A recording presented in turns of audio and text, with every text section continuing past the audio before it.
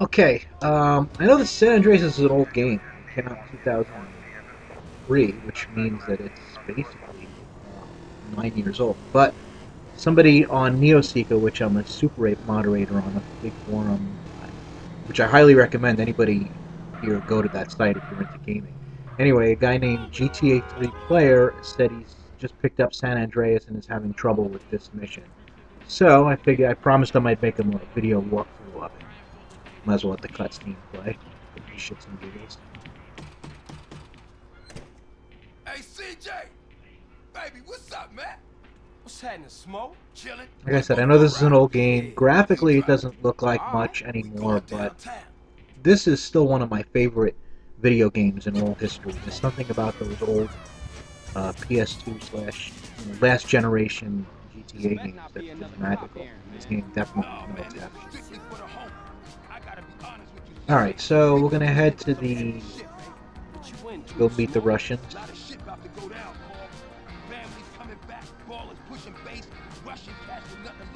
And I'm gonna let the cutscene play. So you just gotta basically go a little bit north and then west. Big, tall skyscraper building over there. First part of the mission's real easy, and I'm fairly sure that GTA 3 Player was not having a problem with this part. He didn't mention which part it is, but I'm 99% sure that it's the same part that everybody that has trouble with this mission has, which is shooting the Uzi on the bike. Still, since it's a video walkthrough, I'll walk through everything. You start out in a crouched position. I would toggle to some kind of a assault weapon. I think that's the AK-47 I'm using there. Right, and you notice how you can press R2 to cycle through targets, which is what I'm doing. You hold R1 to target. I'm actually using an Xbox 360 controller on the PC, but whatever. Now, also to the left here, to the left of the exit, if you happen to need it, which you probably won't, there's a suit of armor there. I'll just show it to you.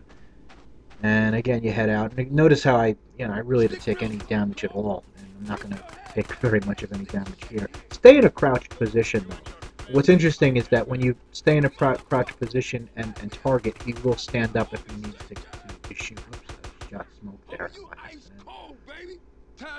So like I said, that first part of the mission's easy. Then you get another cutscene, smoke, and you get on a bike. Like, here's where it gets tricky, and where shooting the wrong kind of way can fail you quick. Okay, after this cutscene, notice how you have a bike meter. Now, that tells you how much damage you've taken. Now, you notice what I did there? I shot the guy on the bike. Ignore that big truck with the ramp on it. Why? Because you can't damage it now anyway. Notice how I'm taking the bike out very quickly. I haven't taken any damage yet by ignoring that big truck. And what I'm doing is I'm not shooting at the bikes, I'm shooting at the passenger shooting at me, and I'm shooting at the driver because she shoots at me as well. Now, there's two ways you can deal with these guys here. You can deal with the guys themselves, or you can do what I'm about to do and just blow up the cars and not take care of them. Okay? And I took a little damage here, but nothing significant. Alright, and remember, in this mission, when you're shooting at these cars, that you can shoot the gas tank, and it'll blow the car right up in one shot.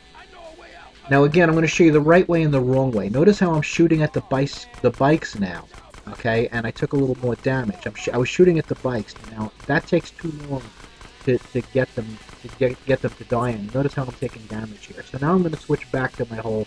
Notice how easy it is when you shoot at the guys on the bikes instead of shooting at the bikes. You can get the bikes, you can destroy the bikes, but it takes way too much time, and then meanwhile they're shooting your bike up. Now, in order to demonstrate that for you, notice how I took about 20% of my health as a cost. So now I'm going back to shooting at the guys on the bike. And they're still getting their shots in because... Alright, and again, notice I'm shooting... I spent the last 20 seconds shooting at the bike, and look how much damage I took when I could have been shooting at the guy. These you can shoot at the cars, but they're going to blow up anyway. This one you're going to have to blow up because they're shooting at you. And I wouldn't. This one you shoot at the car because you really can't damage the people inside the car, unlike Saints Row. Notice again, I dispatched those 2 bikes, or the 1 bike, I should say, by shooting at the guys on the bike. It's much, much easier this way. And again, notice I'm shooting at the guys on the bike rather than the bike itself. Now look how much health, just to demonstrate the wrong way, look how much health it cost me. Usually I finish this mission with a lot more health on the bike. This one is basically a glorified cutscene, which is, I love that, by the way. That was in one of the original trailers, by the way. Okay, don't go backwards, go forward here, and basically you want to shoot that off. If you don't shoot that grating, it's going to do damage to your bike when you go through it. You'll go through it still, but you want to shoot that grating out. Alright, now look again. I'm taking the guys off the bike. And also you can get those red barrels too. And that'll destroy everybody that's in the area.